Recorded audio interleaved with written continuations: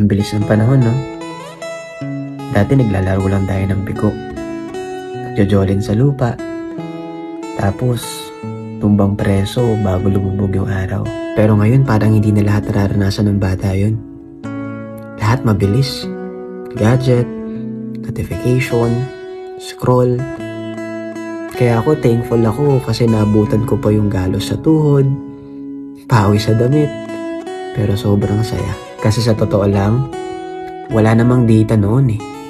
Pero grabe yung connection. Kaya alam nyo, na-realize ko, hindi lang laro yung tinuro sa atin eh.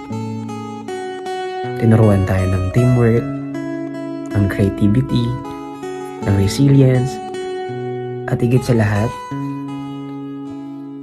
kung paano maging masaya sa simpleng bagay. Kaya minsan hindi pala sa dami ng meron ka, kundi sa lalim ng connection at memories mo sa tao.